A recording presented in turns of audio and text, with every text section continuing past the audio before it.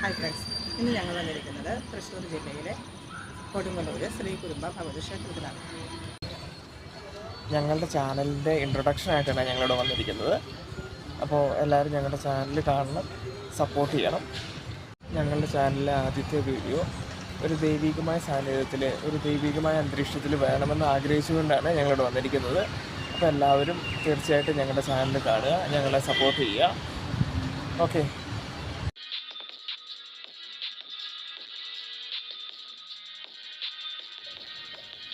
കേരളത്തിലെ തൃശ്ശൂർ ജില്ലയിലുള്ള ക്ഷേത്രമാണ് കൊടുങ്ങല്ലൂർ ശ്രീ കുരുമ്പ ഭഗവതി ക്ഷേത്രം.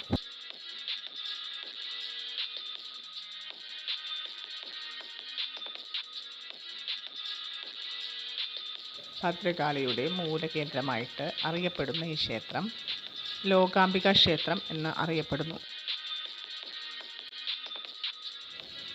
കേരളത്തിൽ ആദ്യമായി ആദിപരാശക്തിയെ കാളി രൂപത്തിൽ പ്രതിഷ്ഠിച്ചത് കൊടുങ്ങല്ലൂരിൽ ആണ്. കേരളത്തിലെ 64 കാളി ക്ഷേത്രങ്ങളുടെ മാതൃക്ഷേത്രം ആണിത്. ഇവിടെ വരിക്കപ്ലാവിൽ നിർമ്മിച്ച വിഗ്രഹം വടക്കോട്ട് ദർശനമായിരിക്കുന്ന ദ്രാവിഡ ഭഗവതിയായ ദേവി ഭദ്രകാളി അല്ലെങ്കിൽ മഹാകാളി എന്ന് അറിയപ്പെടുന്നു. അടികൾ എന്ന സമുദായക്കാരാണ് ഇവിടുത്തെ പൂജാരിമാർ. ദേവിയെ ദർശിക്കാൻ പോകുന്ന ഭക്തജനങ്ങൾക്ക് നേരിട്ട് നിന്ന് തൊഴുവാൻ സാധിക്കില്ല.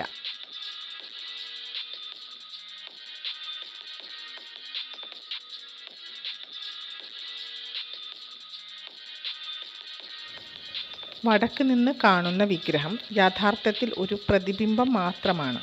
നേരിട്ട് തൊഴുവാൻ പാടില്ല എന്ന വിധി ഉള്ളതുകൊണ്ട് ഈ വിഗ്രഹം ഒരു കറുത്ത തുണി കൊണ്ട് മറച്ചിരിക്കുന്നു. ക്ഷേത്രത്തിലെ പ്രധാന ഉത്സവമാണ് താലപ്പൊലി ഉത്സവവും മീനഭരണിയും.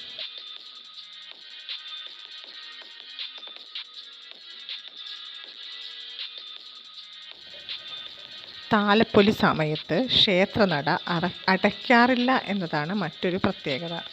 മകരം 1-ന് നട തുറന്നാൽ മകരം 5-ന് ഉച്ചപൂജ കഴിഞ്ഞാണ് നട അടയ്ക്കുക. മുൻകാലങ്ങളിൽ 7 ദിവസത്തെ താലപ്പൊലിയാണ് നടന്നിരുന്നത്. ഇന്നത് 4 ദിവസമായി ചുരുങ്ങി.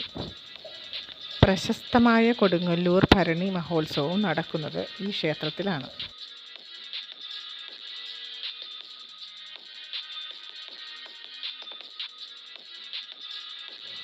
മകരമാസത്തിലെ ഭരണി നക്ഷത്രത്തിലാണ് ഭരണി അഥവാ കാവു തീണ്ടൽ നടക്കുന്നത്.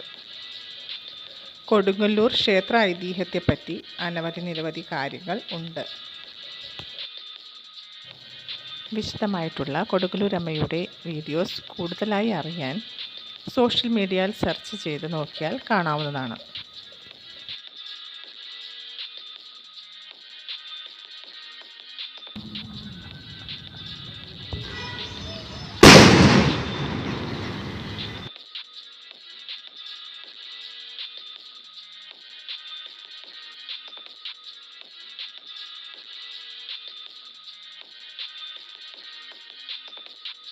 അപ്പോൾ എല്ലാവരും ഞങ്ങളുടെ വീഡിയോസ് കാണുകയും ഞങ്ങളെ സപ്പോർട്ട് ചെയ്യുകയും ചെയ്യണം.